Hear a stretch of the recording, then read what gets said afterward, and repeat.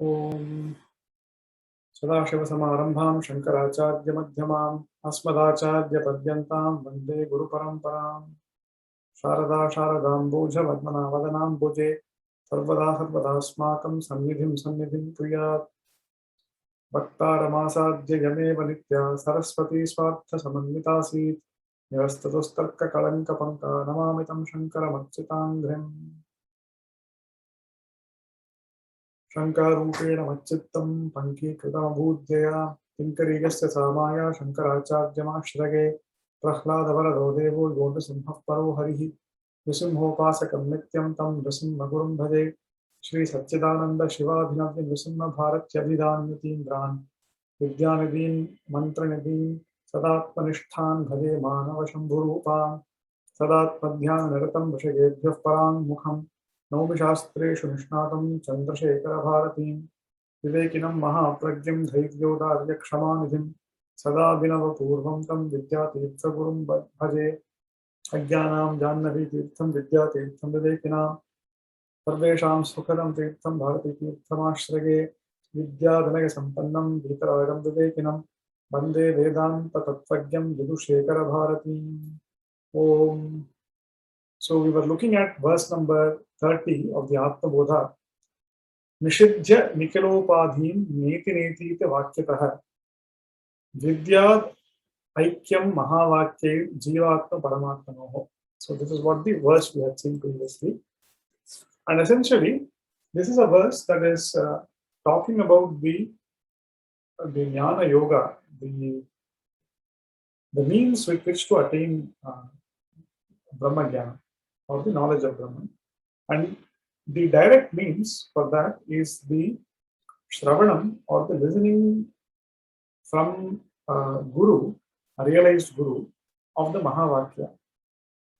And what we had seen was a Mahavakya is a sentence in the Upanishad which is teaching about the fundamental identity of the Atma, the Jivatma, and the Paramatma. And these sentences are many, but we predominantly take 4 Mahavakyams from each of the 4 Vedas. Prajnanam Brahma from the Aitareya Upanishad belonging to the Rig Veda, Tattvamasi, the Chandogya Upanishad belonging to the Samaveda, Aham Brahmasmi belonging to the Brihadaranyaka Upanishad, the Yajurveda, and Ayamatma Brahma from the Mandukya Upanishad belonging to the Atharva Veda. So from each of the 4 Vedas, we take a sample Mahavakyam as representative of the thousands of Mahavakyams that are present in the Upanishads. And what Shankaracharya is talking about is how this identity is actually realized. Now, when we look at the Paramatma and the Jivatma, the direct meaning of those words refer to Ishvara, who is the creator, sustainer, and the destroyer of the universe. So the word Tat, or Brahma, in the Mahavakya refers to the Ishvara, who is the creator of this universe. And the Tvam, or the Aham, in the Mahavakya refers to the Jiva, who is the finite individual. So if we take the direct meaning of the words, there is no possibility of identity. That identity is not possible at all. So how, on what basis is the Upanishad saying that is Tvam Asi? And that Shankaracharya had explained is by the negation of all the upadhis, or the adjuncts, which are the basis of the difference. And we have looked at some of these adjuncts in the previous session. So broadly speaking, there are 5 elements. So there is the Sthula Sharira, the physical body, the Sukshma Sharira, the subtle body, which is the mind, the prana, the intellect, etc. And then there is the Karma Sharira, which is the avidya or ignorance. That is from the point of view of the Jiva. Now in each of these bodies, consciousness reflects, and then there is a Chidabhasa, or the reflected consciousness. And so that makes 4. And finally is the original consciousness. So there is the reflecting media, being the 3 bodies, the reflection being the Chidabhasa, and the original being the original consciousness. So these are the four elements, five elements that comprise the Jiva. Similarly, there are five elements which comprise the Paramatma also, Ishvara also. There is the Sthula Prapancha, which is this physical universe. There is the Sukshma Prapancha, which consists of the subtle bodies of every single Jiva in the universe. The Samashti Sukshma Sharira. And then there is the Samashti Karana Sharira, also known as Maya. And in each of this, there is a reflection of consciousness. There is a gross Chidabhasa also. And then there is the original consciousness. So there are five elements for the Paramatma also, for the Ishvara also.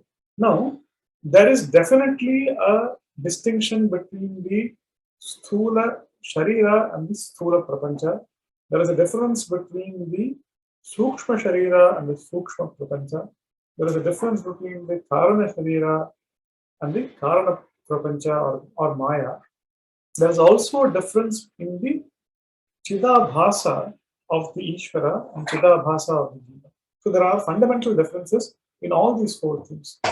Therefore, the identity that is being spoken of in the Upanishad is not from the standpoint of these four factors, which are all due to the adjuncts or the upadhis, the three shariras or the upadhis. So therefore, the identity cannot be from the standpoint of view of the upadhis. The identity is from the standpoint of view of the original consciousness. So none of the three upadhis, the Sthula, Sukshma, Karana, Sharira, and the Prapancha are identical. The Chidabhasa also are not identical. It's only the consciousness is identical. And therefore, Shankaracharya says, by negating these differences due to the upadhis, what remains is the original consciousness, which is absolutely identical. There are no two different things. So therefore, we are not talking about equality. Now, there is a difference between equality and identity. So equality is A equals B. That is, the Jivatma equals the Paramatma. That means there are two things and they are equal to each other. But we are not talking about that. What we are talking about is identity. It is the one consciousness which, due to the association with the limited upadhi, appears as the limited jiva, and it is the same consciousness when it is associated with the all-pervading upadhi, which is Maya, is called Ishvara. So that is the difference between the jiva and the Paramatma is from the standpoint of view of upadhi, and therefore when the upadhi is negated, therefore it is Nishiddhya Nikhilopadhi. And how do you negate it? He is saying Neti Neti iti Vakyataha. Now, the Upanishadic statements such as Neti Neti are negating the Upadhi at the Jivatma level. The second Neti is negating the Upadhi at the Ishvara level. And therefore, what remains is that one identical consciousness. And what does one realize from that? Vidyat Aikyam Mahavakyaihi Jivatma Paramatmanoho. Therefore, one ought to know, one ought to realize the identity between the Jivatma and the Paramatma from the Mahavakyas. So this much we had seen in the last session. Now we will look at the next verse. Verse number 31. Avidyakam shariradi drishyam rudpudavaksharam etad vilakshanam vidyad aham brahmeti nirmalam. So, in the previous verse, it was taught that the Jivatma and the Paramatma were identical from the standpoint of consciousness. And from the standpoint of view of the Sthula Sharira, Sukshma Sharira, Karana Sharira, and Chidabhasa, they are different. Now, a natural question arises. There is both identity and there is difference. Which among the two is more powerful?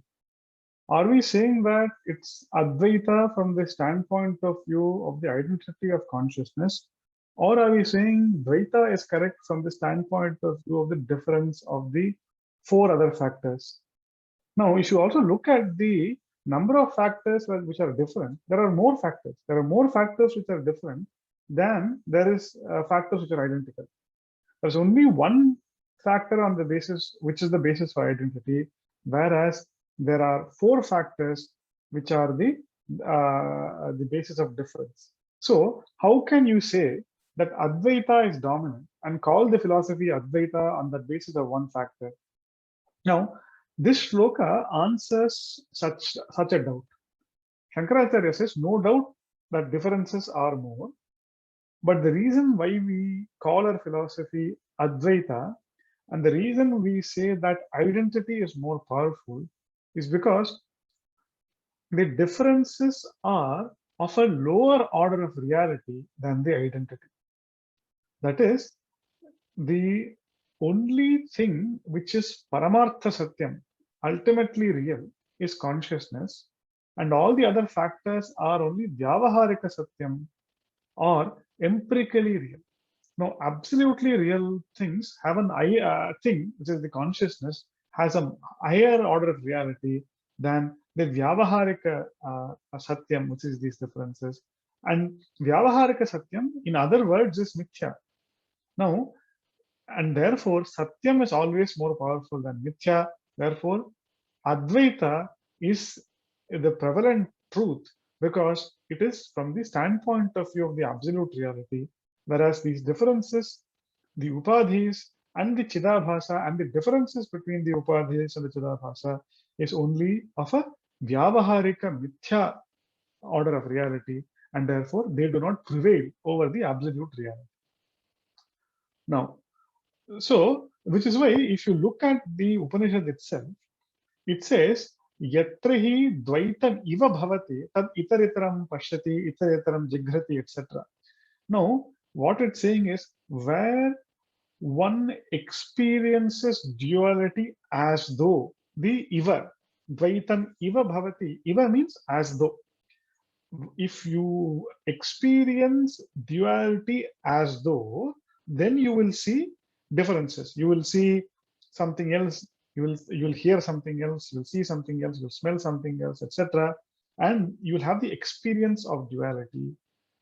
But really speaking, yatra tu sarvam atmaiva bhut tat kena kampashet. Now, when one knows that all that exists is the one consciousness, then what will one see with what? What will one hear with what? There is no instrument of knowledge, neither is there an object of knowledge, because all that exists is the one reality. And therefore, the Ivakara in the Upanishad is reflective of the lower order of reality of Dvaita, Dvaitam Iva Bhavati. If there is duality, if there was something called duality, then you would see something else. But the mere experience of that duality does not mean that there is something else. All that it means is that it is empirically real, it is not absolutely real. And to indicate that this is an empirical reality, it's of a lower order of reality, the Upadhis, Shankaracharya uses the word avidyakam shariradi. No, that is, they are products of avidya, they are products of ignorance. These bodies, shariradi means the sthula shariram, sukshma shariram, karana shariram, the chidabhasa are all mithya, they are avidyakam. And therefore, because they are avidyakam, they are mithya. And they are what? They are ksharam, they are perishable. They are perishable like what? Like bubbles, budbudavat. The entire cosmos, Shankaracharya says, including the physical body, the mind, and the ignorance itself, is perishable. It's like a bubble. It's finite, almost non-existent from the standpoint of view of the infinite consciousness. It's merely an appearance. It is not reality, and that's what he says. Drishyam. They are not your real nature.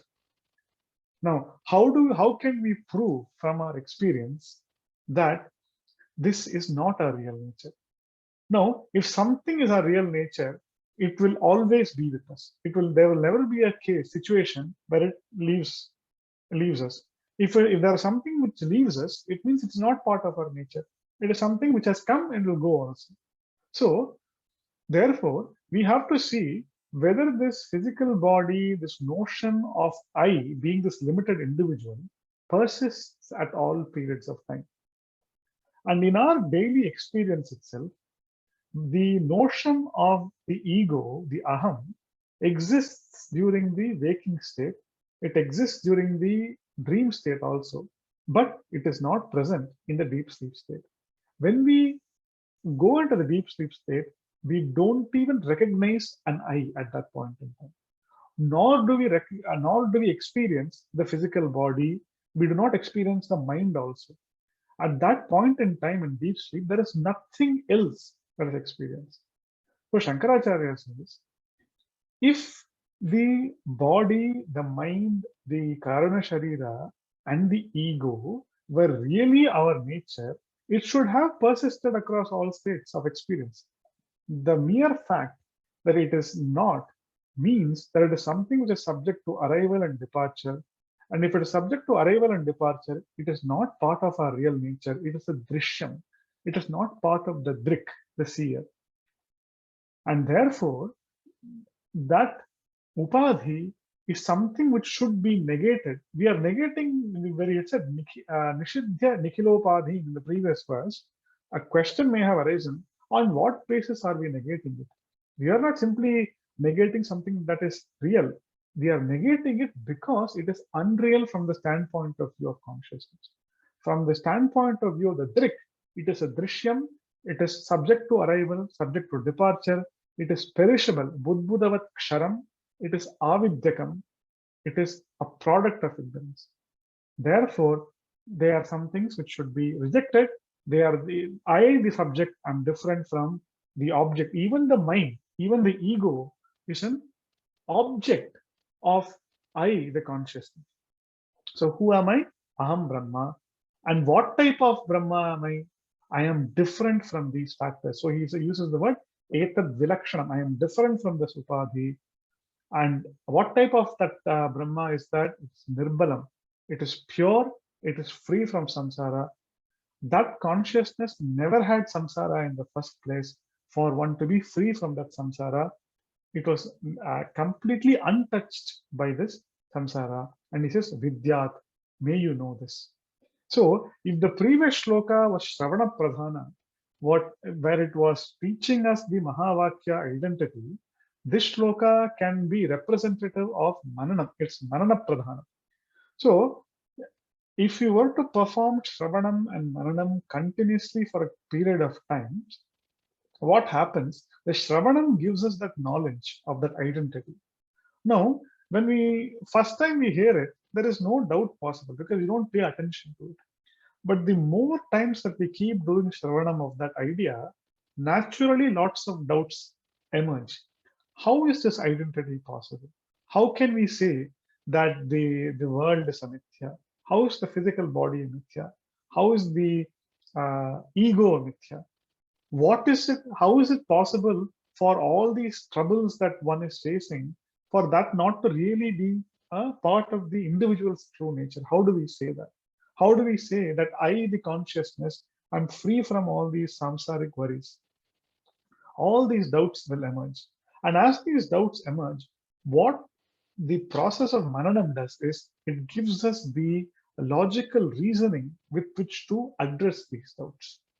And so, once those doubts have been addressed, and one gets the clear knowledge of that Atma, one is still subject to habitual notions of the ego. So, if you look at us, there is the conscious mind. Now, in the conscious mind, we may have this Atma Jnana, but that Atma Jnana must be internalized. It must be made to be a part of our personality. And to do that, it must enter the subconscious mind. Now, unless it goes into the subconscious mind, when we go about our business on a day-to-day basis, we have so many transactions that we encounter. All those transactions we have been performing from the standpoint of view of the ego. No, but when there are problems that come up, it is not the conscious mind that responds to the problem or reacts to the problem. The immediate reaction comes from the subconscious. So as long as the subconscious thinks that the ego is real, even if the conscious mind knows that the ego is not real, that the true identification should be with the original consciousness, with the Chaitanyam, the subconscious mind will constantly be reacting automatically as though from long habit, and it will be reacting to the problems from the standpoint of view of the ego. Therefore, the purpose of Nididhyasanam is to train the subconscious mind, is to internalize the teaching, to push that teaching inside, and to establish and to dwell upon the knowledge that one has gained through Shravanam, which one has clarified through Manana.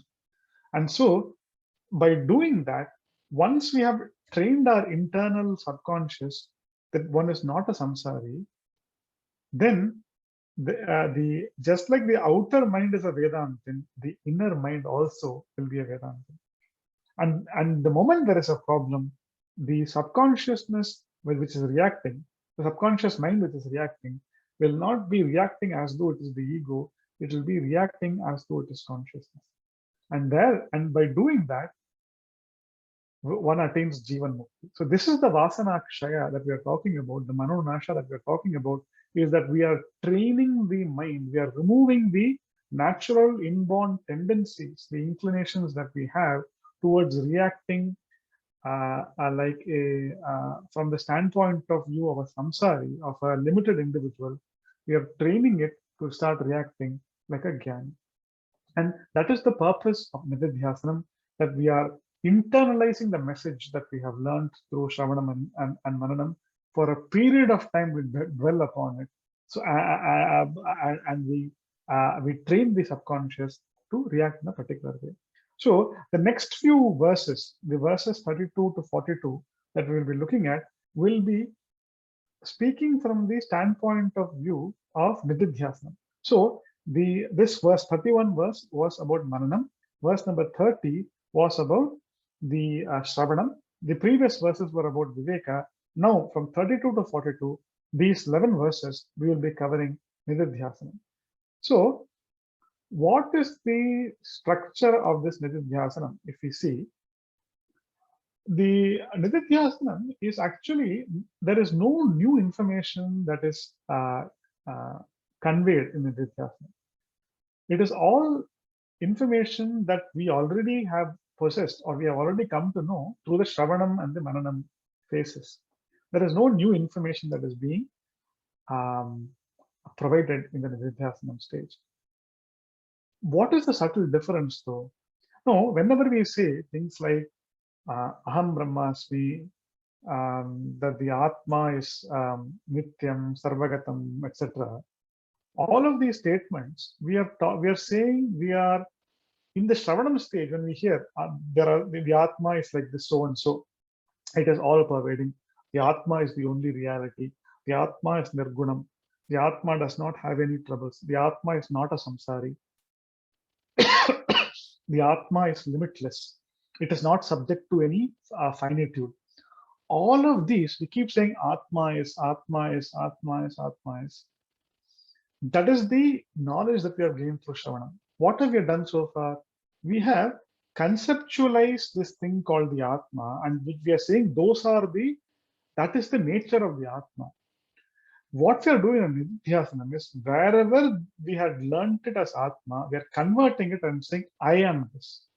So, I am Nityam, I am Brahman, I am not limited by these limiting adjuncts, etc.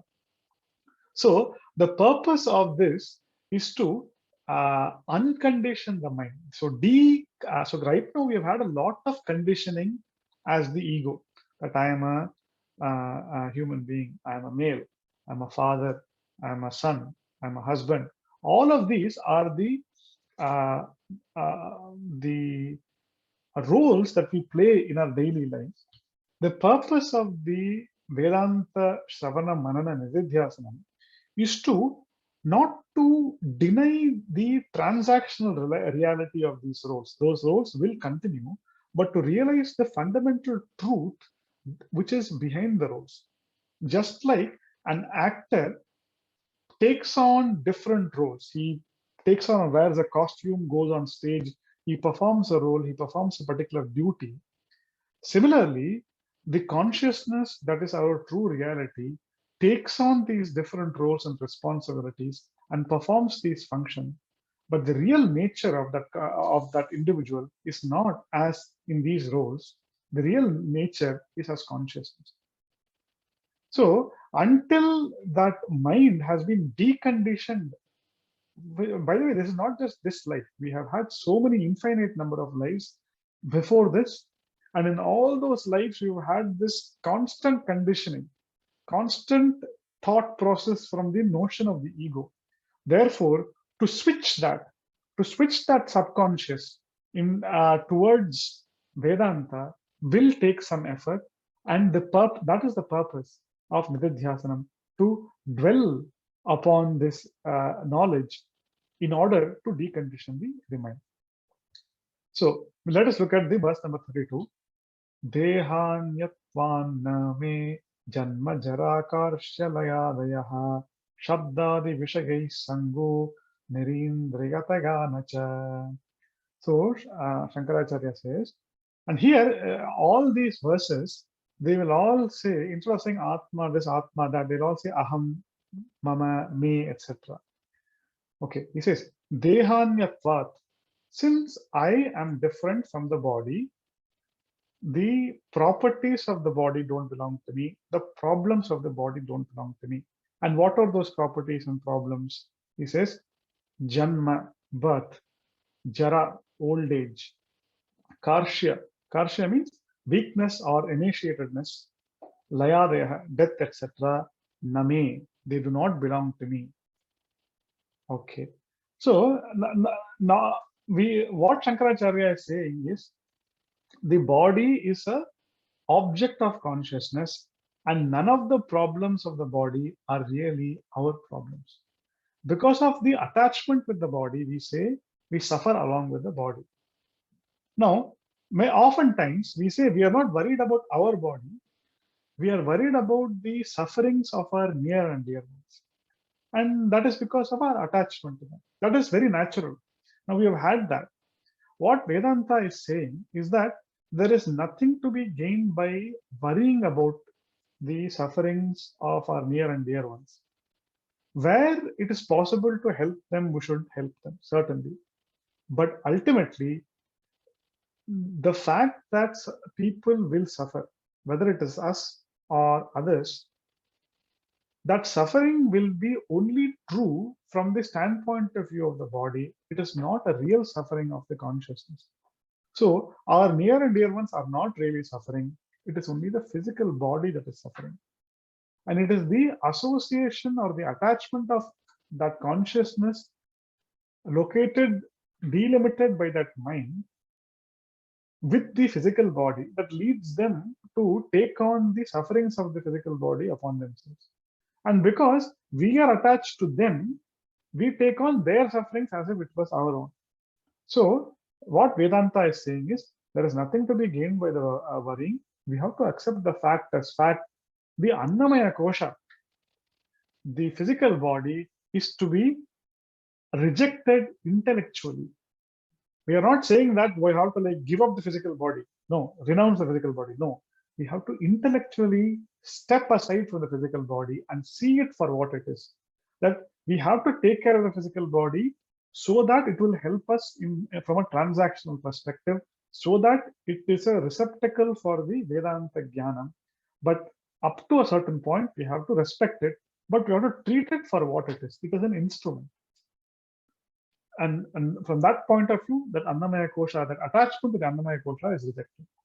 Secondly, Shabdadi Vishayehi Sangaha. So not only am I different from the physical body, I'm also different from the senses.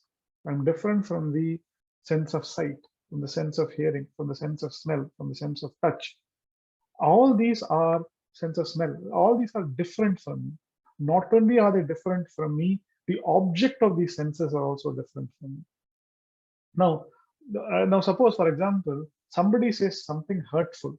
Immediately the cobra, that is the ego, rises up and attacks. Now, why is that? Because even though we keep saying that Aham Brahmasmi, we talk about Vedanta, etc., the reason why we react negatively the moment the we hear something which is hurtful, is because, again, the subconscious mind is automatically associating that hurtful words with it, with the ego, and because it is attached to the ego, it's reacting that way. We have to train that to step aside. Those words are heard by the ear, but they do not belong to me, the consciousness. They, that ego, that is the object of somebody's ire, of somebody's insult, is not me. It is different from me. That ego is merely an object of my consciousness. It is not my true nature. So, by dwelling on the meaning of verses like this, we can train our mind not to jump to a reaction at the slightest provocation. And so he says, the sense organs don't belong to the Sukshma Sharira. They belong to the Sukshma Sharira. They do not belong to me. Who am I? I am Nirindra. They are Nirindriya. They are. I do not have any sense organs. The mind has sense organs. The ego has some sense organs, but I do not have a sense organs. They are not me, nor are they mine. So this was the Annamaya Kosha has been rejected. In the Manomaya Kosha, the sense organs have been rejected. In the Sukshma Sharira, the sense organs have been rejected. And now we look at verse number 33. Amanastvanname dukkha ragadvesha bhayadayaha aprano hi mana shubra ityadishruti sasanat. So in this shloka, the pranamaya and the manomaya are being talked about. He says, apranaha, I am free from the prana. I am amanaha, I am free from the mind. Shubhra, I am free from all these things. Why? Ityadi shruti sasanat. So the aprano hi amana shubhra is like a reference to a Mundakopanishad mantra, 212 of the Mundakopanishad. Divyo hyamurtah purushah sa bahyabhyantaro hyajah aprano hyamana shubhro hi aksharat paratah paraha. So this is the mantra. So here what the Upanishad is saying is the consciousness is apranaha. It is free from the pranamaya kosha. It's amanaha, free from the manomaya kosha. All the problems of the pranamaya and the manomaya are theirs. They do not belong to me. The anatma we have to maintain, as I said, in a reasonably good condition because the transaction should continue, but we should not get affected by its problems or its successes for that matter. Why is that? Amanastvat, because I have no mind. I am free from the problems of the mind. As Shankaracharya had said in Nirvana Shukam, Name Ragadveshaha Mado Naiva Me Naiva Matsarya Bhavaha. So I'm free from raga, I'm free from dvesha, I'm free from mada, matsarya, lobha, moha, etc. And he says here, dukkha, raga, dvesha, bhayadaya. What are the problems of the mind? Problems like dukkha, sorrow, raga, attachment, dvesha, hatred, bhaya, fear. All of these are mental modes of the mind. They are not my mental modes. They do not belong to me. They are thought patterns that exist in the mind. I am merely an observer, a witness of these activities. I am not a performer of these activities. I am not involved in these activities. Now, as we keep performing this viveka between the drik and the drishya, and we observe these activities from the standpoint of a witness, we will see that automatically these problems will also lessen not just in the frequency, but they will also lessen in the intensity of how they affect us. It is us that gives these thoughts the strength to overpower us. If we do not get involved in these thoughts and we merely let them play out, we will see that they will come like waves, they'll go like waves as well. They will not affect us as much. What we are doing right now is we are getting involved in each of these as an active doer, as an active participant, not as a dispassionate observer. And therefore, if we slowly make that transition from a participant to an observer, automatically the ability of these problems to affect us also will reduce. And it is our detachment weakens the ability of these mental modes to fundamentally causes problems. And so Shankaracharya says, Name, they are not mine. When are they not mine? They are not mine not just during nididhyasana, not just during meditation. They are never mine to begin. And by that knowledge and by dwelling on that for a period of time, the benefit is instantaneous and powerful.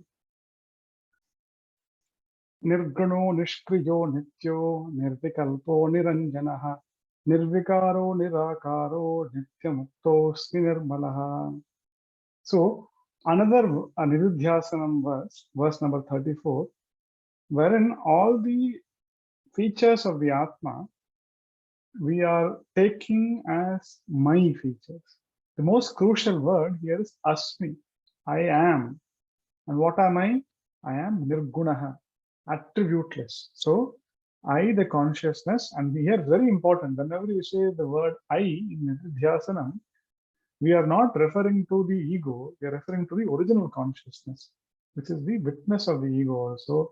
I, the consciousness, am Nirguna, attributeless. So none of the good qualities or the bad qualities, guna or dosha of the physical body or the mind or the intellect, none of them are mine. I am nishkriyaha, I am free from activities.